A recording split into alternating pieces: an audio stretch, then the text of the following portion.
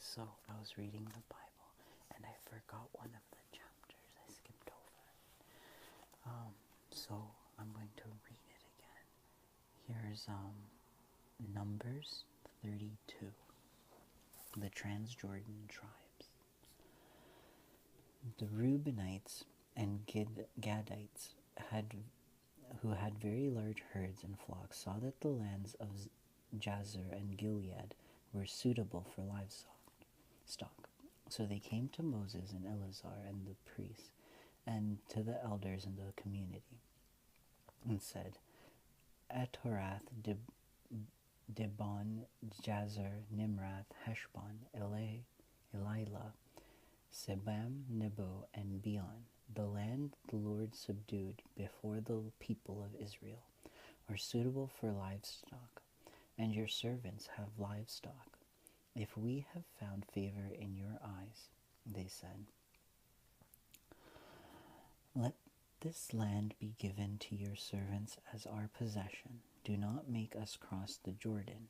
Moses said to the Gadites and Reubenites, shall your countrymen go to war while we sit here? Why do you discourage the Israelites from going over into the land the Lord has given them? This is what your fathers did when I sent them from Kadesh Barnea to look over the land. After they went up to the valley of Eschol and viewed the land, they discouraged the Israelites from entering the land the Lord had given them. The Lord's anger was aroused that day, and he swore his oath. Because they have not followed me wholeheartedly, not one of the men 20 years old or more who came out of Egypt will see the land I promised on oath to Abraham, Isaac, and Jacob. Not one except Caleb, son of Jephunneh, and Genezite, and Joshua, son of Nun, for they followed the Lord wholeheartedly. The Lord's anger burned against Israel, and he made them wander in the desert 40 years, until the whole generation of those who had done evil in his sight was gone. And here you are, a brood of sinners, standing in the place of your fathers and making the Lord even more angry with Israel. If you turn away from following him, he will leave all his people in the desert, and you will be the cause for their destruction.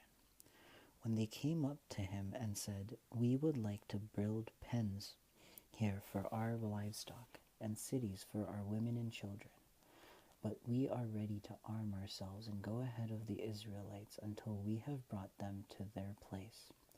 Meanwhile, our women and children will live in fortified cities for protection from the inhabitants of the land. We will not return to our homes until every Israelite has received his inheritance. We will not receive any inheritance with them on the other side of the Jordan, because our inheritance has come to us on the east side of the Jordan.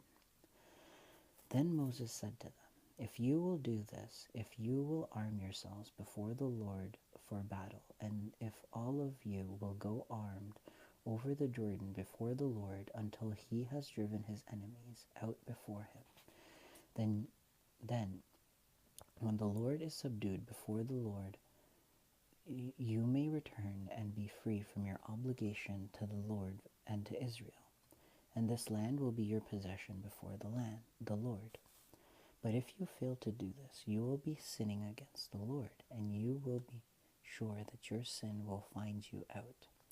Build cities for your women and children and pens for your flocks, but do what you have promised. The Gadites and Reubenites said to Moses, we, your servants, will do as our Lord commands. Our children and wives, our flocks and herds will remain here in the cities of Gilead. But your servants, every man armed for battle, will cross over to fight before the Lord, just as our Lord says. Then Moses gave orders about them to Eleazar the priest and Joshua son of Nun, and to the family heads of the Israelite tribes. He said to them, if the Gadites and Reubenites, every man armed for battle, cross over the Jordan with you before the Lord, then, when the land is subdued before you, give them the land of Gilead as their possession. But if they do not cross over with you armed, they must accept their possession with you in Canaan.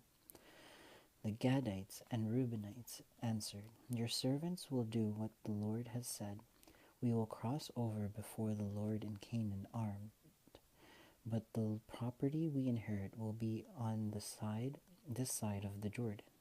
Then Moses gave to the Gadites, the Reubenites, and the half-tribe of Manasseh, son of Joseph, the kingdom of Sihon, king of the Amorites, and the kingdom of Og, king of Bashan, the whole land with its cities and territories around them.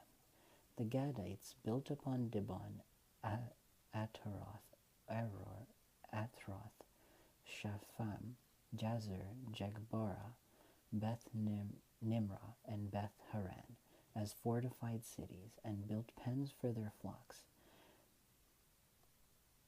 And the Reubenites rebuilt Heshbon, Elilah, and Kerethimah, as well as Nebo and Baal-meon. These names were changed, and Sibmah. They gave names to the cities they rebuilt. The descendants of Machir, son of Manasseh, went to Gilead, captured it, and drove out the Amorites who were there.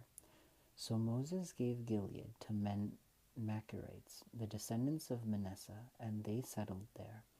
Jair, a descendant of Manasseh, captured their settlements and called them Havoth Jair. And Nabal captured Kenath and its surrounding settlements and called it Naboah after himself. And that's that chapter. It's an interesting chapter.